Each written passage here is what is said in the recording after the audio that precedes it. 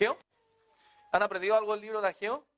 Uno normalmente no tiene en mente el contexto de estos profetas, ¿cierto? Que son poco leídos, quizás, si podemos decir así, poco cotizados dentro del cristianismo, ¿cierto? O más bien dentro de las predicaciones. De las predicaciones y aún también de las lecturas bíblicas. Muy pocas personas leen los profetas menores, ¿cierto? Pongan atención acá, no se preocupen de la EMI. Bueno, tenemos varios profetas mayores que se llaman o se denominan así, porque son libros más extensos, no porque sean más importantes dentro de la Biblia, sino porque son profetas que escribieron un poco más, como Isaías, Jeremías, Ezequiel, ¿cierto? Que fueron profetas que tienen bastantes capítulos ahí escritos. Y los profetas menores son llamados así no porque sean menos importantes, sino porque son libros quizás más pequeños, ¿cierto? Con menos escritura, pero no por eso menos importantes. Entonces, para nosotros los predicadores también es un desafío poder predicar de estos profetas, pero realmente es una bendición. Para mí Ageo ha sido de tremenda bendición. Espero que para ustedes también. Llevamos 2 sermones, con este sería el tercero. Entonces ahora la Biblia, el libro de Ageo, capítulo 2 nos toca esta vez. Tuvimos una introducción, no, ese sería el cuarto sermón, ¿sí? El cuarto de Ageo. Sí, tuvimos un sermón introductorio y luego 2 sermones del capítulo 1. ¿Cierto? Tuvimos del capítulo 1, del versículo 1 al 10, o 1 al 11, que hablamos acerca de las prioridades, ¿recuerdan? De qué es lo más importante o qué debe ser lo más importante en nuestra vida. El pueblo de Israel había dedicado el tiempo a sí mismo, a sus casas artesonadas, ¿cierto? Y no a la casa de Dios. Luego vimos también el poder de la palabra de Dios y lo que puede causar la palabra de Dios en nosotros y lo que causó en el pueblo de Israel, ¿cierto? Avivó el corazón, produjo temor en el pueblo, despertó el espíritu de estos hombres y también lo enfocó en lo correcto. Estaban desenfocados, ¿cierto? En su vida, estaban preocupados de ellos mismos, pero Dios lo desenfocó a través de su palabra en lo correcto. ¿Qué era lo correcto? Edificar la casa de Dios. Amén. Eso era la prioridad. Bueno, y ese es el primer oráculo, ¿cierto? El primer mensaje que trajo Ageo al pueblo. Y el segundo está ahí desde el versículo 1 hasta el versículo 9, que vamos a leer hoy día y vamos a ver. Recuerden que son 4 mensajes de Dios a través del profeta Ageo en un periodo de 4 meses, alrededor, casi menos de 4 meses, donde Ageo dejó estos 4 mensajes, ¿cierto?, de parte de Dios al pueblo, y obviamente con un propósito que vamos a ir viendo en cada mensaje que leamos. Entonces leamos, hermanos, Ageo capítulo 2, versículo 1 al 9, antes oramos una vez más al Señor. Padre eterno, en el nombre de Jesucristo, le doy gracias por este tiempo junto a mis hermanos, Señor, por este tiempo alrededor de la palabra. Ruego que usted la bendiga, Señor, que ella pueda hablar por sí misma y podamos ser edificados, Padre, por ella. Bendiga a mis hermanas, Señor, y que puedan ser también edificadas y alentadas con su palabra, Señor. No hay palabra que sea más valiosa que la suya, Señor. No hay palabra que sea más consoladora, Señor, que la Escritura, Padre Celestial, y que nos conforte tanto, Señor, en esos momentos difíciles. Gracias porque usted confortó al pueblo de Judá, Señor, y gracias porque aún sigue siendo fiel, Padre Celestial, y conforta también nuestros corazones. Le alabamos por ello en el nombre de Jesús. Amén. Dice la palabra del Señor, hermanos. En el mes séptimo, a los 21 días del mes, vino palabra de Jehová por medio del profeta Ageo, diciendo: Habla ahora a Zorobabel, hijo de Salatiel, gobernador de Judá, y a Josué, hijo de Josadac, sumo sacerdote, y al resto del pueblo, diciendo: ¿Quién ha quedado entre vosotros que haya visto esta casa en su gloria primera? ¿Y cómo la veis ahora? ¿No es ella como nada delante de vuestros ojos? Pues ahora, Zorobabel, esfuérzate, dice Jehová, esfuérzate también, Josué, hijo de Josadac, sumo sacerdote, y cobrad ánimo, pueblo todo de la tierra, dice Jehová, y trabajad. Porque yo estoy con vosotros, dice Jehová de los ejércitos. Según el pacto que hice con vosotros cuando salisteis de Egipto, así mi espíritu estará en medio de vosotros, no temáis. Porque así dice Jehová de los ejércitos: de aquí a poco yo haré temblar los cielos y la tierra, el mar y la tierra seca, y haré temblar a todas las naciones, y vendrá el deseado de todas las naciones, y llenaré de gloria esta casa, ha dicho Jehová de los ejércitos. Mía es la plata, y mío es el oro, dice Jehová de los ejércitos. La gloria postrera de esta casa será mayor que la primera, ha dicho Jehová de los ejércitos, y daré paz en este lugar, dice Jehová de los ejércitos, o Jehová Sebaot, que es el nombre, uno de los nombres de Dios para hablar del Dios de los ejércitos. Entonces, hermanas, la semana pasada, o durante estos sermones, hemos visto que Nabucodonosor, ¿cierto? En cierto periodo de la historia, había sitiado Jerusalén. Usted lo puede ver en Daniel capítulo 1, por ejemplo, que dice que Nabucodonosor sitió Jerusalén y, bueno, conquistó la ciudad, destruyó el templo y destruyó también la ciudad de Jerusalén o de Judá. Y este mal hombre, porque era realmente un mal emperador, un hombre malo, llevó cautivo a estos judíos a Babilonia por 70 años. Usted puede leer en la Biblia, ¿cierto?, para ir entendiendo los que son contemporáneos. Hay Daniel. Daniel vivió en el cautiverio babilónico. Usted ve a Daniel tratando con Nabucodonosor, ¿cierto?, a Sadrach, Mesach y Abednego. Entonces Ageo es posterior a Daniel. Entonces este rey los lleva cautivo a Babilonia. Obviamente todo esto por mano del Señor. Fue el Señor quien los llevó por su desobediencia. Él lo había anunciado ya por medio de sus profetas. Y por la desobediencia y la idolatría de la nación de Israel, por ser idólatras, Dios los llevó cautivos, o permitió que se los llevaran cautivos 70 años a Babilonia. Después de 70 años, el emperador Ciro, ¿cierto?, que los persas habían conquistado a los babilónicos, o a los babilonios, y después de 70 años, entonces Ciro da un decreto de que los judíos podían volver a edificar, ¿cierto?, Jerusalén y el templo de Dios. Dios también había profetizado esto, que Ciro iba a dar este dicto. Entonces ellos volvieron, dice la palabra, ya ustedes pueden leerlo en el libro de Esdras, yo les dije la otra vez que leyeran Esdras. Ellos volvieron por mano de un gobernador que se llamaba Zorobabel, ¿cierto? Zorobabel era el gobernador, y él volvió porque Dios, dice Esdras capítulo 1, que Dios había despertado a estos hombres para que ellos fueran a reedificar el templo de Dios que Nabucodonosor había destruido, había profanado, ¿cierto? Había destruido y se había llevado los utensilios, ¿cierto? Que muchos de ellos Ciro se los devolvió a ellos, ¿cierto? Porque estaban en el templo de los dioses falsos, los dioses de los babilonios. Entonces, estos hombres van con el propósito de reconstruir la ciudad, pero primeramente reconstruir la casa de Dios, el templo de Dios, ese templo que Salomón había construido, ¿cierto?, con toda la gloria que ese templo tenía. Pero ¿qué pasó? Llegan estos hombres con ánimo, Dios había despertado su espíritu, llegan con ánimo de reconstruir el templo, a trabajar con gozo, y lo hicieron por 2 años, ¿cierto? Trabajaron en este templo. Pero ¿qué pasó? Vinieron presiones externas, ¿cierto?, de los vecinos, de los samaritanos específicamente. Vinieron las dificultades y esos problemas comenzaron a desanimar a este pueblo. ¿Y qué pasó? Dejaron la edificación y perdieron totalmente el enfoque de sus vidas. O sea, 2 años le duró ese ánimo, 2 años le duró ese gozo por edificar la casa de Dios. Y eso es lo que nos pasa muchas veces a nosotros, hermanos. Después de un tiempo perdemos el enfoque, perdemos el gozo, ¿cierto? En algunos momentos queremos con todo nuestro corazón servir a Dios, pero llega el tiempo donde comenzamos a perder el enfoque. ¿Por qué? Porque dejamos que las cosas externas, tal cual le pasó al pueblo de Israel, las cosas externas nos presionen, ¿cierto? Y nos desanimen. Entonces estos hombres paran la construcción y por 16 años siguientes ellos enfocan sus vidas en ellos mismos, en construir sus casas, lo vimos en Ageo 1, ¿cierto? En construir sus vidas, sus cosas, etc. Y en ese transcurso de 16 años muere este emperador llamado Ciro.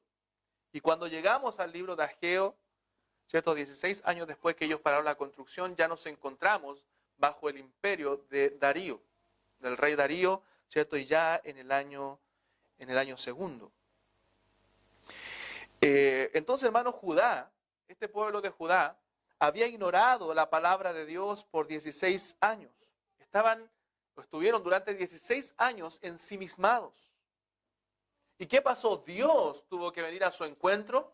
Dios tuvo que venir y traer su palabra nuevamente, la cual ellos habían menospreciado, y a través de 4 mensajes que da el profeta Ageo, ¿cierto? Reaviva al pueblo y lo enfoca nuevamente en la construcción de la casa de Dios, en lo que ellos debían realmente hacer, edificar la casa de Dios. Vimos el primer mensaje que está en todo el capítulo 1. Si usted no estuvo en esos sermones, léalo en casa, ¿cierto? Están en internet también, en el canal de YouTube, si quiere volver a verlos. Los sermones, si no pudo estar. Pero en ese primer sermón Dios exhorta, o en ese primer mensaje Dios exhorta al pueblo, exhorta a que se dejen, ¿cierto?, de preocupar de sí mismos solamente, de sus problemas, de sus cosas, de sus casas, y comiencen a enfocarse en lo que realmente importaba, que era el servicio a Dios, que era la casa de Dios. Entonces, esa exhortación la hace para enfocarse, para que ellos se enfocaran en lo correcto. Y Dios lo hizo a través de su palabra, porque su palabra es lo que hace eso. Su palabra es lo que aviva los corazones. Su palabra es lo que conforta nuestras vidas. Su palabra es la que nos da ánimo. Y en el capítulo 2, verso 1 al 9, vemos el segundo oráculo, el segundo mensaje de Dios al pueblo de Judá. Y este mensaje, hermanos, fue dado 1 mes y 20 días después que el primer mensaje. Si ustedes ven en el versículo 1 del capítulo 1, dice en el año segundo del rey Darío, el mes sexto, el primer día del mes, vino la palabra de Dios a Ageo. Si usted ve en el capítulo 2, dice en el mes séptimo, había pasado 1 mes, a los 21 días del mes, vino palabra de Jehová por medio del profeta Ageo. O sea, entre el primer y segundo mensaje, tenemos 1 mes y 20 días. 1 mes y 20 días después, Dios tiene que volver a animar al pueblo. ¿Por qué propósito? ¿Por qué lo tiene que volver a animar? Vamos a verlo durante el sermón. Entonces Dios nuevamente envía a Ageo. Este pueblo volvió a desanimarse, pero ya no por problemas externos, sino ahora problemas internos. Hermanos, no dejemos que los problemas ni externos ni internos nos desanimen. Porque va a causar, ¿cierto?, deterioro espiritual y va a causar que la obra de Dios se estanque. Y eso veremos el día de hoy. Dividiremos este texto en 2 partes solamente. 1, la exhortación de parte de Dios, la exhortación al pueblo a enfocarse nuevamente en lo correcto, a animarse.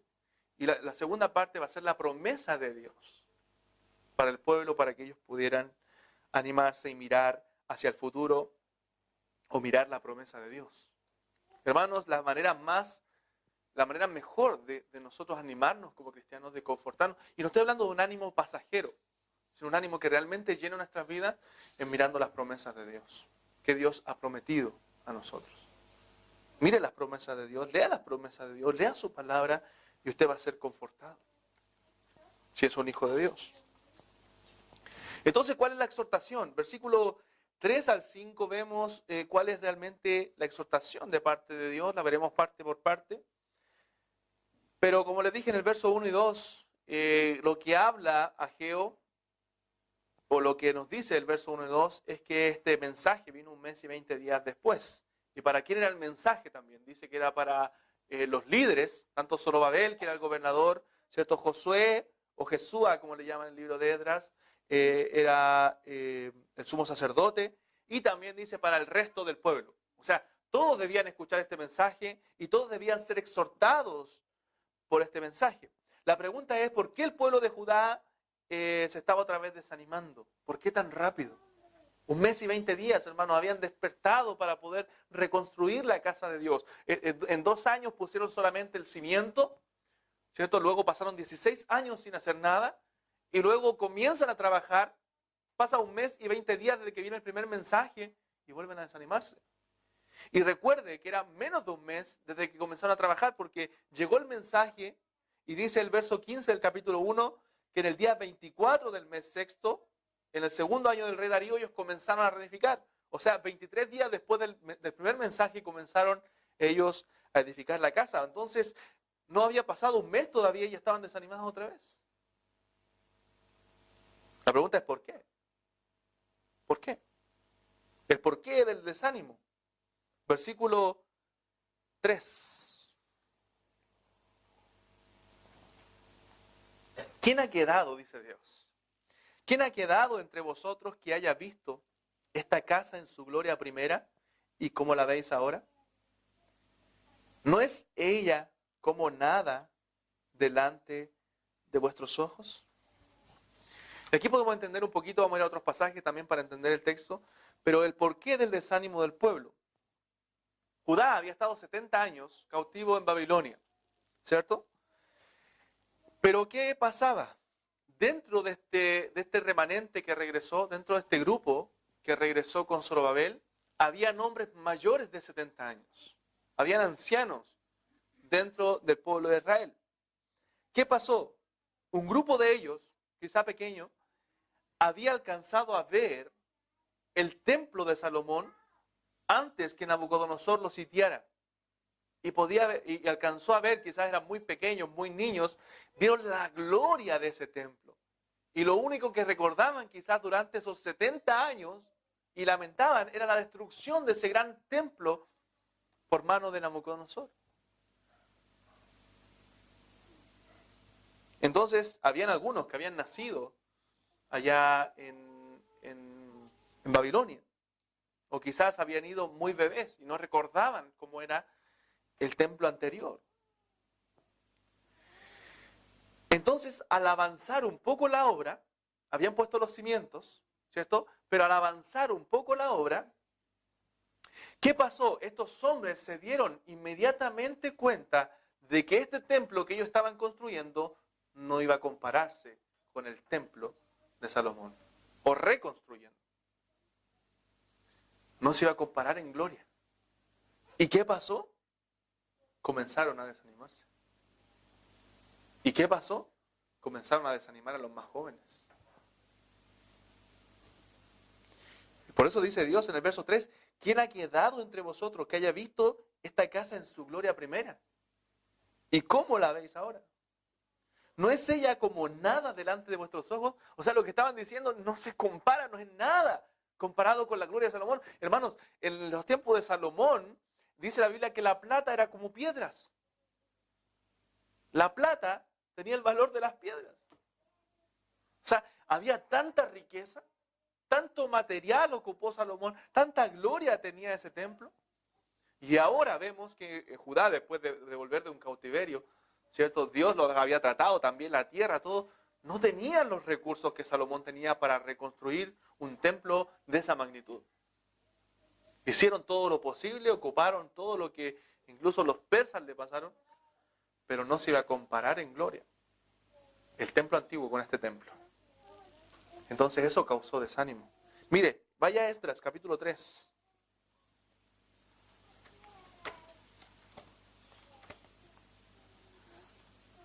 Esdras, capítulo 3. Versículos 12 y 13.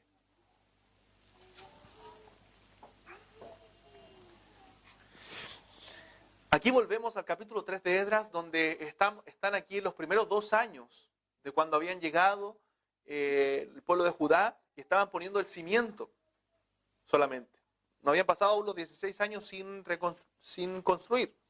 Y dice el verso 12 y 13, y muchos de los sacerdotes, de los levitas y de los jefes de casas paternas, que dice, ancianos que habían visto la casa primera, dice, viendo echar los cimientos de esta casa, lloraban en alta voz, mientras muchos otros daban grandes gritos de alegría. Y no podía distinguir el pueblo el clamor de los gritos de alegría de la voz del lloro, porque clamaba el pueblo con gran júbilo y se oía el ruido hasta de lejos. O sea, ¿qué pasaba? Habían 2 grupos dentro del pueblo de Israel, ya cuando estaban poniendo los cimientos. Al poner los cimientos, inmediatamente se daban cuenta estos hombres, este templo no va a ser igual. Entonces estaba el grupo que lloraba porque decían, no, el templo no era así. Y habían otros que estaban gozosos porque querían construir la casa de Dios y no habían visto el templo primero. Entonces, ¿qué pasó? Esos hombres, hermanos ancianos, en vez de tener la madurez y de ver con los ojos, mirando las promesas del Señor, desanimaron al pueblo más joven. Los ancianos, en vez de dar ánimo y fuerza, se dejaron llevar por lo que sus vistas les ofrecían, no mirando las promesas de Dios. Se resintieron en sus corazones. Lo que había en su corazón era resentimiento, orgullo, quizás odio hacia Nabucodonosor y hacia lo que él había hecho a la Jerusalén antigua. Y lo trataron de traspasar a otros. Traspasaron ese desánimo, esa contaminación que tenían en sus vidas a otros. Matthew Henry dice en su comentario acerca de este libro, los problemas de los propios trabajadores y las voces de los más ancianos que habían podido conocer en su infancia el templo salomónico, sembraron entre el pueblo, dice Matthew Henry, la depresión espiritual. Quizás añadió a todo esto la frecuente idealización del pasado. Y eso nos pasa mucho hoy día también a muchos ancianos resentidos, lamentablemente. La idealización del pasado, es decir, aquello de todo tiempo pasado fue mejor. ¿Cierto? Vemos muchos ancianos. No, si en mis tiempos era mejor. ¿Cierto? Y muchas veces porque simplemente hay resentimiento en sus corazones. Hermano, el resentimiento, el orgullo, el desánimo se contagia. Se contagia. Entonces, estos hombres ancianos, específicamente, que habían visto la gloria de la casa primera, le daban poco valor a lo que se estaba construyendo ahora. En la parte 3, o el versículo 3, la parte B del versículo dice, ¿no es ella como nada delante de vuestros ojos?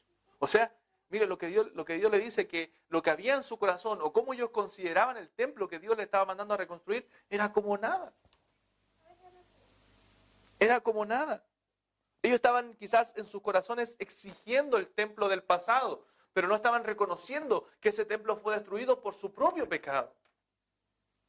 O sea, si alguien tenía la culpa, no era Dios, no era Nabucodonosor, era el propio pecado de los ancianos que por su idolatría, por su desobediencia, estaban en la condición en la que estaban hoy día. Y muchas veces, hermanos, somos como el pueblo de Judá.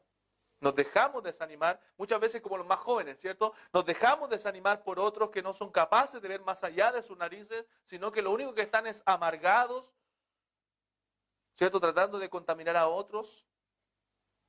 Y amargados, hermanos, por los errores que han cometido en su vida.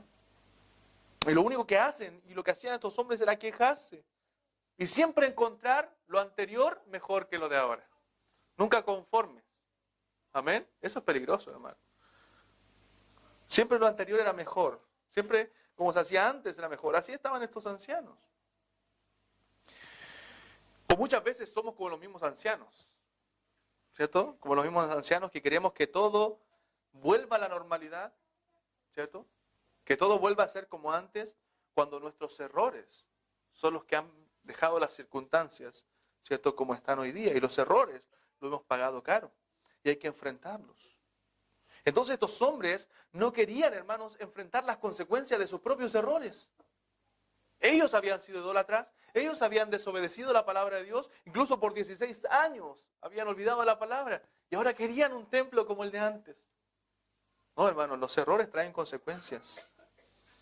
Los errores traen consecuencias y esas consecuencias tienen que enfrentarse. El templo se había destruido por la idolatría y desobediencia de la nación. Entonces Dios le hace un llamado a reconstruir sus vidas espirituales y a reconstruir la casa de Dios para que sus vidas estén estables espiritualmente. Pero ellos lo que hacían era quejarse. Entonces, ¿qué hace Dios? Un llamado, hermanos, a trabajar a estos hombres. Un llamado a dejar de lamentarse y a enfocarse en lo correcto y trabajar. Verso 4 del capítulo 2 dice, pues ahora, Zorobabel, esfuérzate, dice Jehová, esfuérzate también Josué, hijo de Josadac, sumo sacerdote, y cobrad ánimo, pueblo todo de la tierra, dice Jehová, y trabajad. O sea, ¿quiénes tenían que esforzarse? Los líderes. ¿Quiénes tenían que cobrar ánimo y trabajar? Todos, hermano. Todos. O sea, dejen de lamentarse y comiencen a trabajar en lo que es correcto. Hermanos, si ha cometido errores en el pasado, deje de lamentarse. Si hemos cometido errores en el pasado, dejemos de lamentarnos y trabajemos en lo que Dios nos ha dado o las oportunidades que Dios nos ha dado ahora, de ahora en adelante.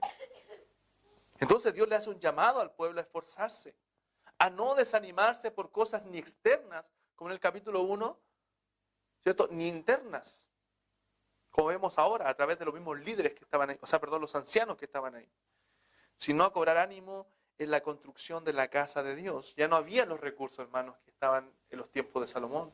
No los había. Dios mismo había dañado, ¿cierto?, la tierra, la producción a causa de su egoísmo.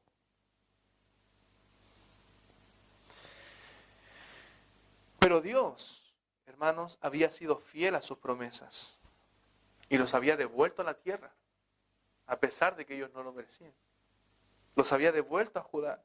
Y eso ya debía motivarles. Entonces, hermanos, nosotros como cristianos también debemos de dejar de mirar las cosas. Estos hombres están mirando cosas. Y alentarnos mirando a Dios. Estos hombres debían haberse alentado simplemente mirando a Dios y las oportunidades que Dios les había dado de volver a su tierra, de edificar nuevamente el templo y de que su presencia iba a morar en ese templo. Eso le basta a un creyente. No nos podemos estar resintiendo porque no tenemos ciertas cosas. Porque, hermano, Cristo es todo para nosotros. Dios es todo para nosotros. Y las cosas son pasajeras. En el tiempo de Salomón tuvieron mucho, en este tiempo tenían muy poco. Las cosas son pasajeras. Pero, hermano, nosotros no necesitamos espiritualmente nada más que Dios. Usted no necesita nada más que Dios. Sin Él está perdido. Sin las cosas puede vivir, sin personas puede vivir, pero sin Dios no puede vivir. Sin Dios no hay vida. Entonces el llamado es a animarse, el llamado es a esforzarse, el llamado es a cobrar ánimo, el llamado es a trabajar en lo que hoy Dios me demanda. Lo pasado ya estaba en el pasado. Pero hoy día Dios tenía desafíos para el pueblo.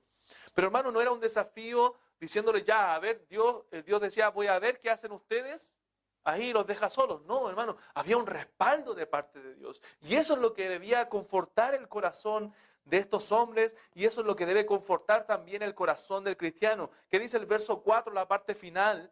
Dice, porque yo estoy con vosotros, dice Jehová de los ejércitos. ¿Por qué debían animarse y trabajar? Porque yo estoy con vosotros, dice Jehová de los ejércitos. Hermano, ¿qué mejor motivación que Dios?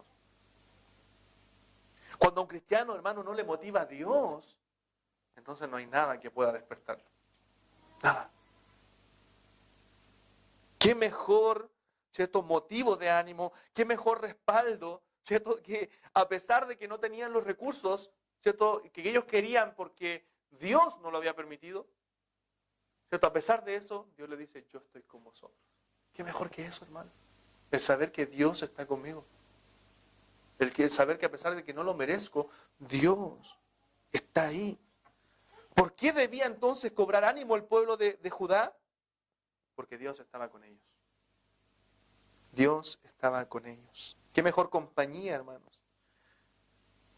¿Qué mejor que saber que Dios está en tus proyectos?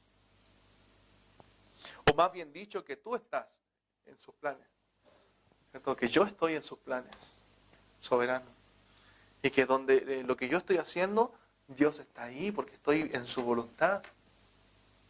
¿Qué mejor para ellos? ¿Qué mejor motivo de reconstruir la casa de Dios, hermano? Porque era la voluntad de Dios. Y al hacerlo estaban haciendo lo que Dios quería. ¿Qué más motivo de gozo? Pero este pueblo estaba fijándose en las cosas. No, que el templo anterior. No, que las cosas anteriores. Teníamos más riqueza. Y no reconocían que lo que no tenían era por causa de su pecado. Nada más que su pecado. Qué bueno, hermanos, es poder decir, Dios está en lo que estoy haciendo. Dios está en el ministerio en el que estoy trabajando. Entonces, hermano, el pueblo cristiano debe seguir adelante. Usted como cristiano debe seguir adelante. Dios, hermanos, debe ser nuestra más grande motivación. Él debe llenar nuestras vidas. Nada más que Dios. Todo lo demás es cosas. Versículo 5.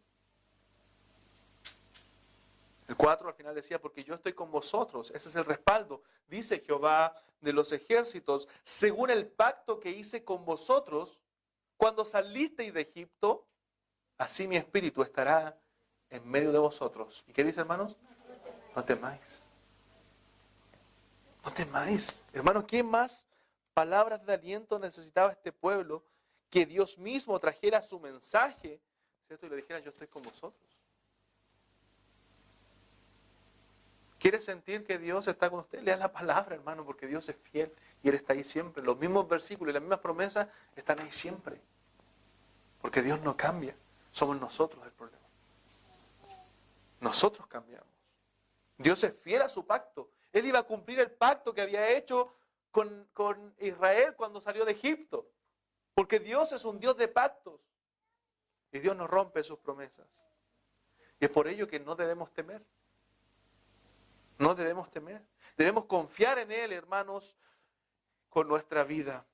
Debemos seguir adelante mirando sus promesas. Es por eso que lo que más nos va a animar son las promesas de Dios, de que Él va a estar con nosotros, de que hay promesas para los creyentes y esas promesas son eternas. Mire la fidelidad de Dios.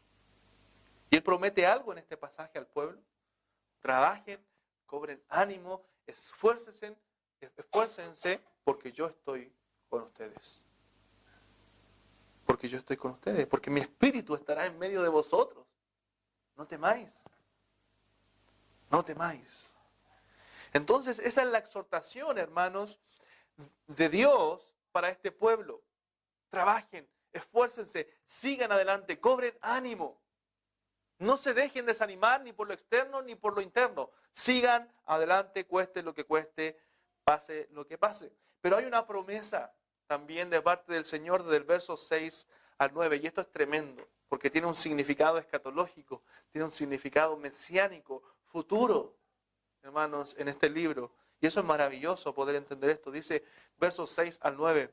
Porque así dice Jehová de los ejércitos, de aquí a poco yo haré temblar los cielos y la tierra, el mar y la tierra seca. Y haré temblar a todas las naciones, y vendrá el deseado de todas las naciones, y llenaré de gloria esta casa, ha dicho Jehová de los ejércitos. Mía es la plata y mío es el oro, dice Jehová de los ejércitos. La gloria postrera de esta casa será mayor que la primera, ha dicho Jehová de los ejércitos, y daré paz en este lugar, dice Jehová de los ejércitos. Tres cosas vamos a notar aquí en la promesa de Dios. Tres cosas que dice este texto, Dios a través de Ageo. Y esta promesa debía alentar al pueblo de Judá. Hermanos, esta promesa tiene que ver con Cristo. Cuando un creyente mira a Cristo, no hay nada que pueda derribarlo.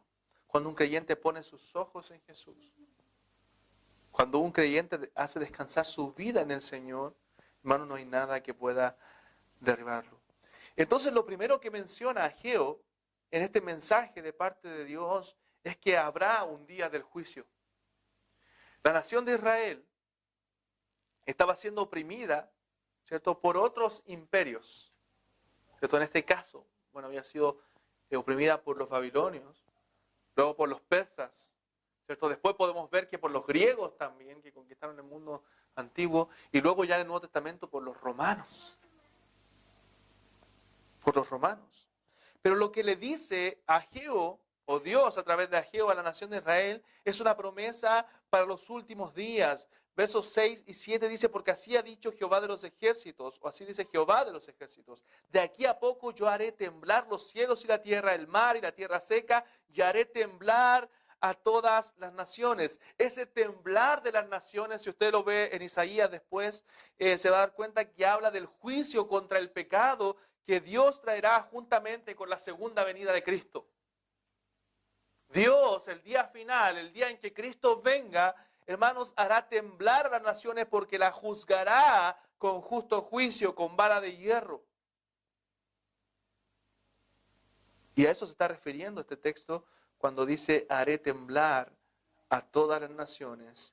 Y luego dice, y vendrá el deseado de todas las naciones. Hermanos, hay un día del juicio, donde las naciones temblarán, donde será, dice la Escritura, el lloro y el crujir de dientes para aquellos que no están inscritos en el libro de la vida. Pero ¿qué pasará? Para los que sí estamos en ese libro de la vida, será un día de dicha, un día de gozo.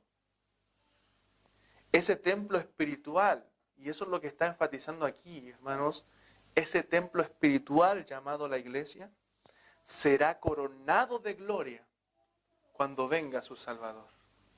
Será coronado de gloria la esposa cuando venga el esposo. Y el mundo será juzgado por su pecado. A eso se está refiriendo.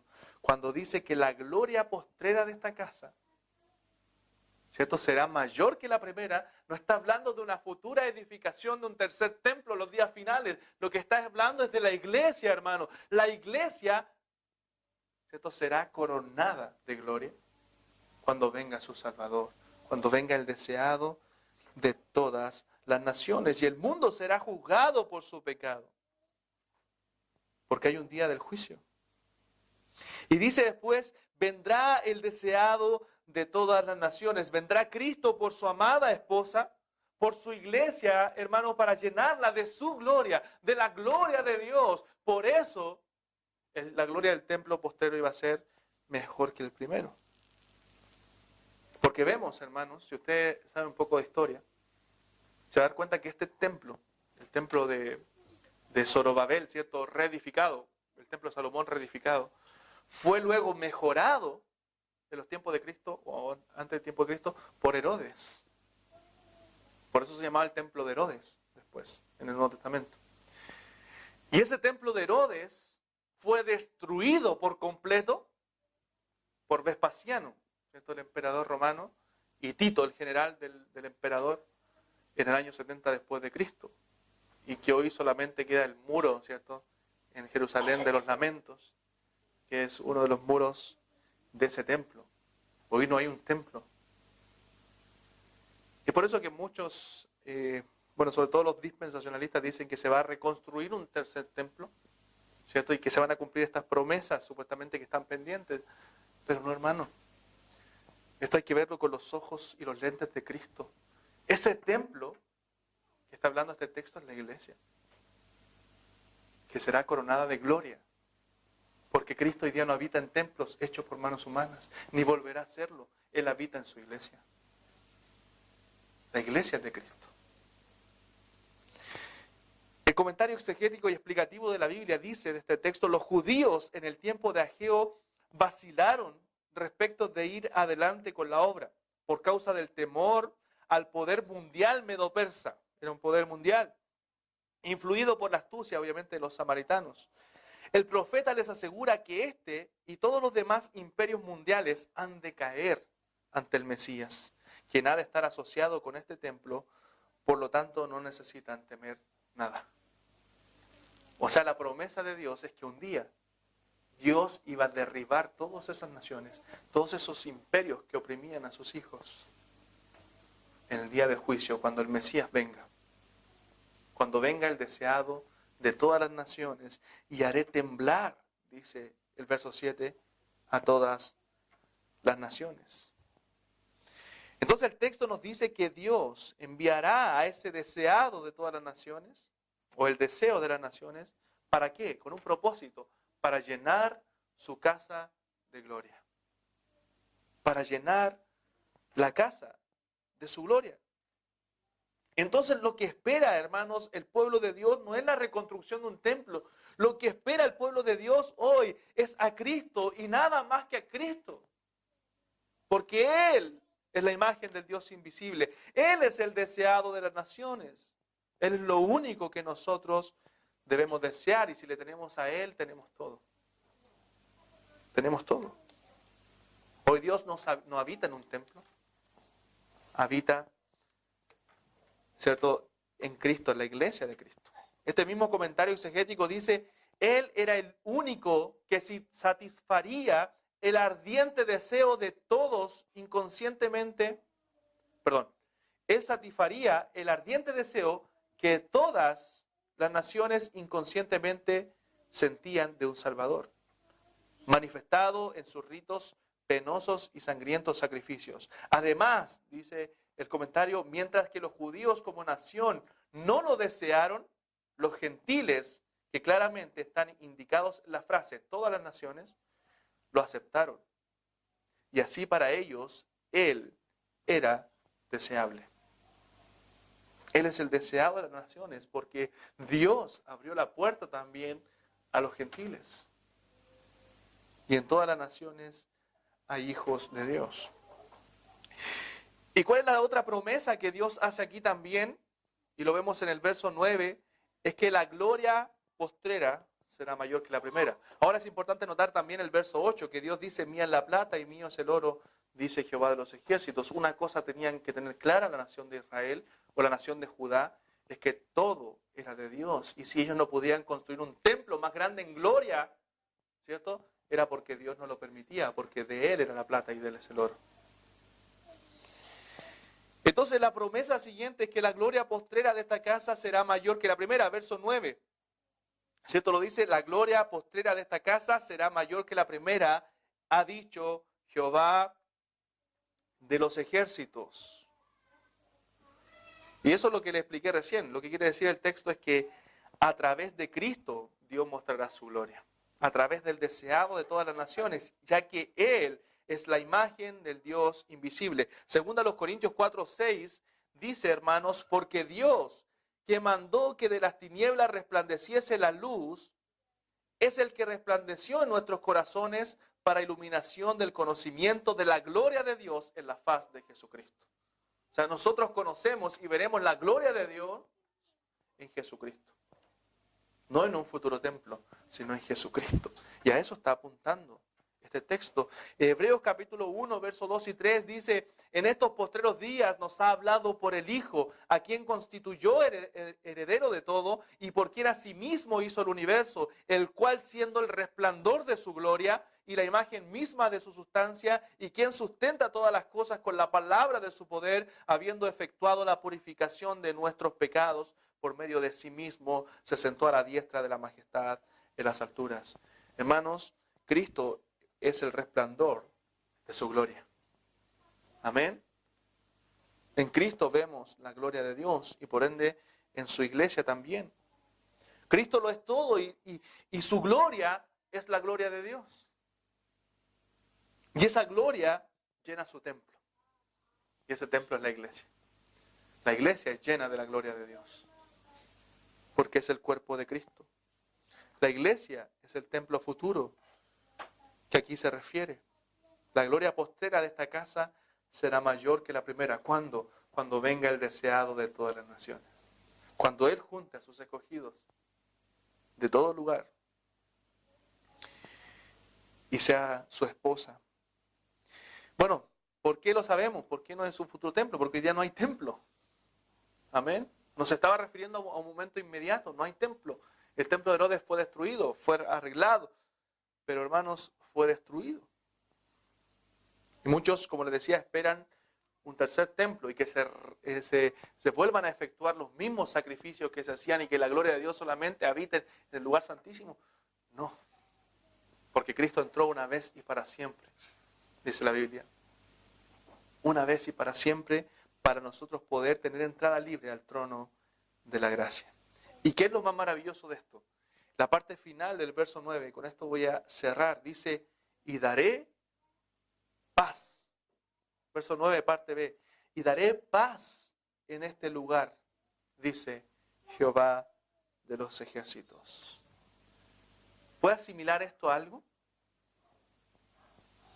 La paz fue hecha en ese lugar, donde moraba el templo. ¿Dónde estaba el templo? En Jerusalén. Ahí fue que Cristo murió. Ahí Cristo murió, hermanos, dio su vida por pecadores como nosotros, para que fuésemos perdonados y traer paz entre Dios y el hombre. Y dice, y daré paz en este lugar, no a este lugar, sino en este lugar. Cristo murió en Jerusalén para reconciliar, hermanos, al hombre con Dios. Dice Isaías 53, ¿cierto? Mas Él herido fue por nuestras rebeliones, molido por nuestros pecados, el castigo de nuestra paz fue sobre Él, y por su llaga fuimos nosotros curados. Él es nuestra paz, dice Efesios 2, que de ambos pueblos hizo uno, derribando la pared intermedia de separación. Y esa es la promesa que Israel o Judá debía mirar al futuro para alentarse y cobrar ánimo y trabajar, hermano, que Cristo iba a venir por sus hijos. Mirar a Cristo hacia el futuro. Colosenses 1:20 dice, y por medio de Él, de Cristo, reconciliar consigo mismo todas las cosas, tanto sobre la tierra como en los cielos, habiendo hecho la paz mediante la sangre de su cruz. Cristo hizo la paz mediante la sangre de su cruz. Hermano, Cristo ganó nuestra paz por su sufrimiento. Y dice este texto, y daré paz en este lugar, dice Jehová de los ejércitos.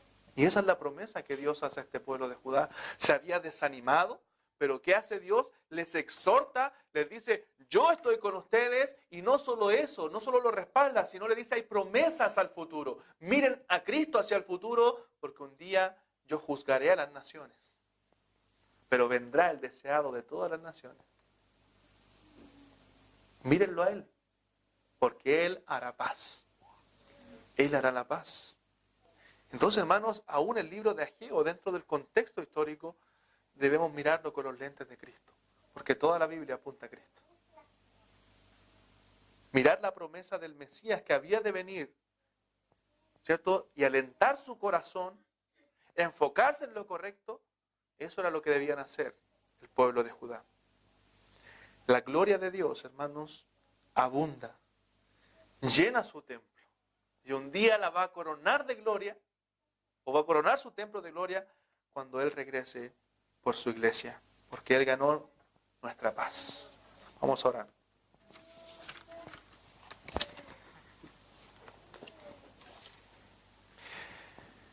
Padre Celestial, le damos gracias, Señor, por este precioso libro, Señor, por estas preciosas... Salvador,